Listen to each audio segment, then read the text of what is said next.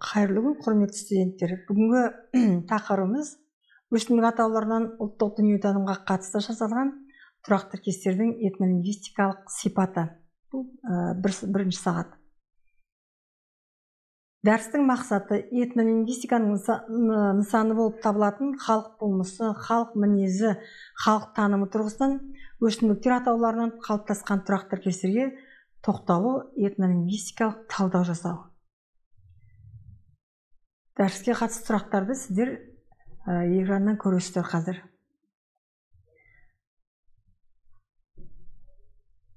Мысалға келтірейік. Дінге қатысты тұрақты тіркестер. Құдайсыз қурай да сынбайды. Құдайын берейін десе жұдырыққа тас сынады, қимайын десе бұршаққа тіс сынады дейді. Ел жұртқа қатысты тұрақты тіркестер.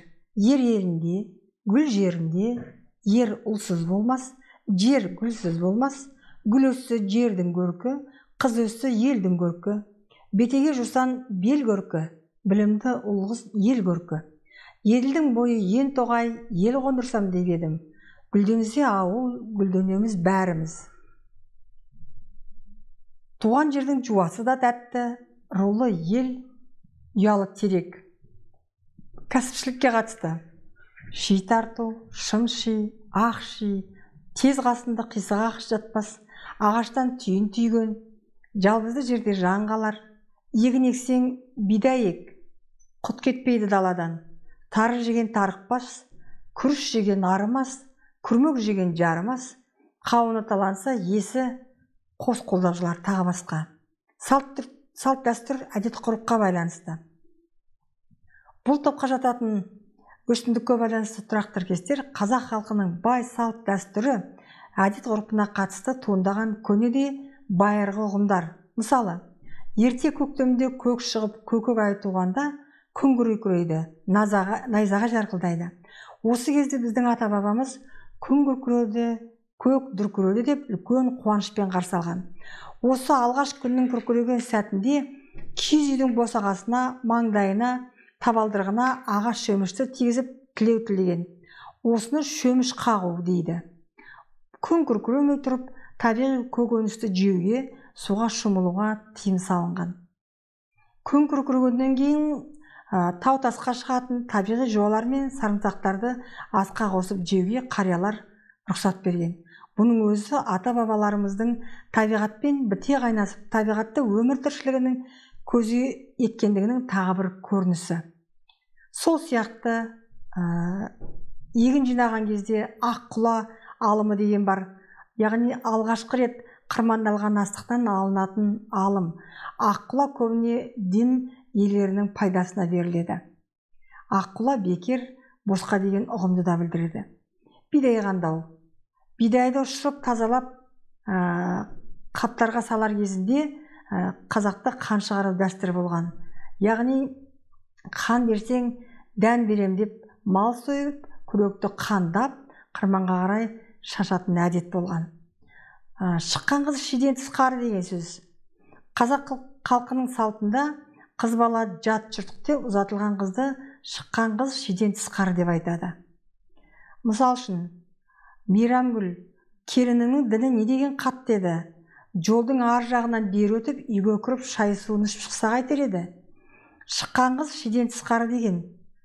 Қара үзіп кеткенше қызыма қарап тұрамын дейді. Яғни бұл жаңағы шыққан қыз шиден тысқары деген дәстүрді ұстанатын қыз балаға шешесінің өкпе реніші ретінде айтылған сөз.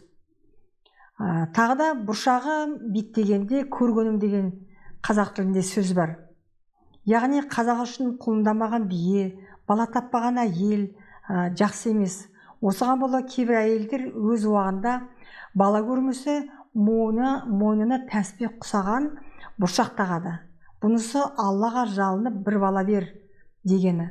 Мойнына бұршақ таққан әйелдердің кейбірі елуге тақағанда бала сүйіп жатады. Сонда осы әйелдер баласын бұршағын биттегенде көргенім деп еркелетіп, басынан құш ұшырмай отырады. Бұл жердегі бұршақ көген ұғымында емес, өсімдіктің ұрығы түйіні түсіп өнер, өсімдік сияқты көгеріп, көктеп тамыр жайсам, дүниеге ұрпақ әкелсін деген тілектен туындаған сөз. Енді ұлттық дүниетанымға қатысты тұрақ тіркестерді көрейік.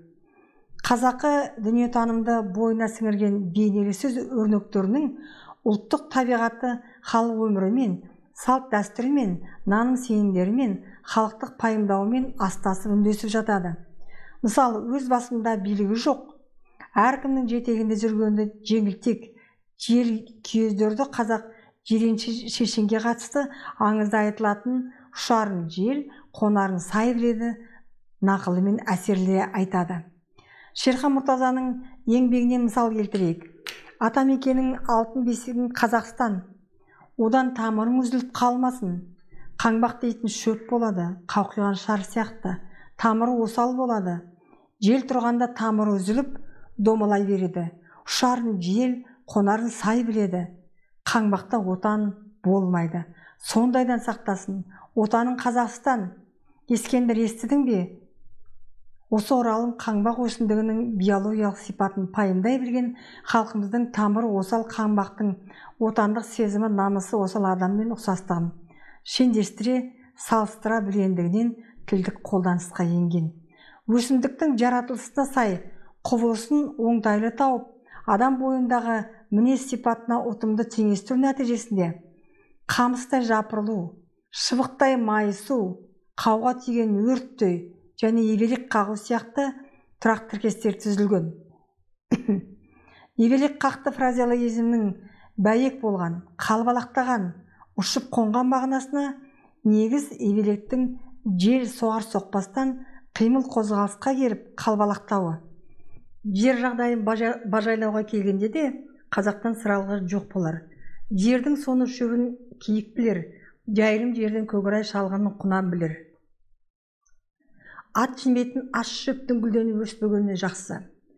Көкөк ұшпас, көкпөк шықпас жер. Жеріңді баптай білсең, астықты қаптай білесің. Сайдың шөбін жеген білер, түздің шөбін бөкен білер. Табиғат құбылысын сипаттайтын күн бір жауса, терек екі жауады. Мақалын Ахметьянов қырғызда терегім бір зааса, терегім екі заат. Если Бог мой дождит раз, терек мой дождит дважды, говорят. О том, что слово терек означало защитника деп көрсетеді. Әрине терегім болса, терегім болар. Немесе татардың біләнжік басы бес терек, білгітік та итірік. Яғни елігінде бес терек белгіттікте ел қондырды. Тіркестерінде терек сөзі қорған мағынасында тұр. Ал күн бір жауса, терек екі жауады мақаласында бұл жерде қорған мағынасында тұр. Яғни жаңбыр суының лүп еткен желден қозғалысқа енген жапырақтардан шайқалу, төгілу себеп болған. Халықты өлшемге қатысты тұрақ тіркестер. Уақыт өлшеміне қатысты. Көшпенділер әулеті үшін шаруаның арқа басы кеңіп, аққа аузы тиген қардың еріп көктің шыға бастайтын кезі, яғни көктің шығуы уақыттың объективті критерийі болып саналған. Мысалы, көк шықты, көк дүркіреді, шөп жетілді, шөп қуарды. Кез келген өсімдіктердің көктеп жер бетіне қылтиып шығуынан бабына келіп пісуіне дейін тиісті мезгілі болатын көк шөп, мысалы үшін айлық, 3 айлық, 3 айдан соң шошайдық тіркесінен көруге болады.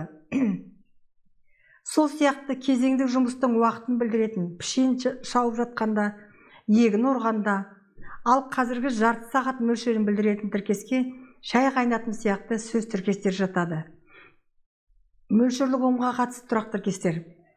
Сыңсыған жидек, жайқалған егін, қара орман, ну орман, шопақ құрлы өрмеу тағы басқа. Сандық ұғымға қатысты.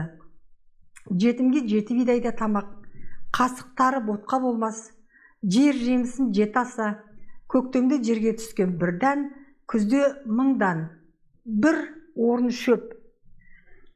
Алғыс, қарғыс, тілек, тілеу, мадақтауға қатысты тұрақ тіркестер. Адам қуанышты жағдайға кез болғанда қадамыңа гүл бітсін, өркенің өссін дейді. Үй ішіне амандық, береке тілеу, көлеңкелі қаба ағашын кесілмесін, көсеген көгеріп көрпең ұлғайсын. Жазың жауынды, бағың жемісті болсын. Табаныңа қадалған шөгір маңдайыма қадалсын. Сапарға шыққалы тұрғанда айтылатын: қадамыңа гүл бітсін, жолыңа гүл бітсін. Болып жатқан істің үстіне түскен кезде айтылатын тілек сөздер. Мысалы үшін, егін салып жатқанда салар көбейсін, жинап жатқанда алар көбейсін, қырман толсын, қызыл қырман болсын. Ал шөп шауып жатқан кезде шабар көбейсін, еңбек жемісті болсын. Өнерлі жастарға айтылатын: өркенің өссін, құшағың гүлге толсын деп жеке-жеке тақырып топтарға бөлуге болады. Ал қарғыс мәнді сөздерге келетін болсақ, басқан жеріңе шөп шықпасын, ісің оңбасын, шөбің жапырылмасын, батық дейсің басыңа. Бұл жерде батық ағаш сапты шойын шоқпар. Өрісіңді өр, жайлауыңды жау алғыр.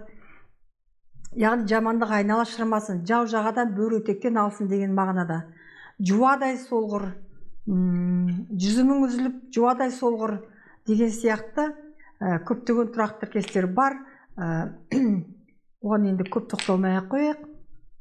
Енді өсімдіктің түр түсіне қатысты тұрақ тіркестерге келейік.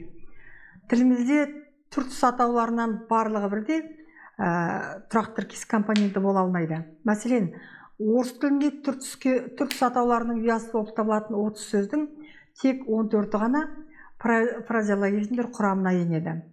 Ал қазақ тілінде фразеологизмдер құрамынан төмендегідей түр түс атауларын кездестіреміз: ақ, қара, сары, қызыл, қоңыр, ала, боз, құба, жасыл. Ақ түске байланысты. Ақ түсті халқымыз ежелден адалдық пен берекенің, кіршіксіз тазалықтың белгісі санайды. Өсімдікке байланысты тұрақ тіркестердің ішінде ақ сөзінің қатысуымен жасалған мынандай тіркестер бар: аппақ, кіршіксіз, сымбатты, аршыған жауқазындай, ақ борықтай, ақ құбай, бидай өңді дегенде білдіретін. Дәнді дақылдың түрін ағаяқ бидайық. Ақ бидайдың қадірін ашыққанда білерсің. Ақ бауыр тары, ақ тон, ақ көйлек, ақ сүттенді, ақ егіс, ақ егін, ақ үрпіктенді, ақ сабан, ақ талқан. Мысал үшін, мал азығын ақ от, қара от, боз от дейміз. Өсімдіктің ақшыл түсін ақ баттауық, ақ сора, ақ қайың, ақ селеу, ақ собық. Яғни собықтың әліпіш деген сүттен тұрған кезін айтады екен. Құрал жабдық ұғымында ақ сойыл, ақ құлақ шелек, ақ сөңке, қызметіне қатысты ақ жүрек, ем ретінде пайдаланатын теріскен тәрізді шөп дейді ақ жүректі.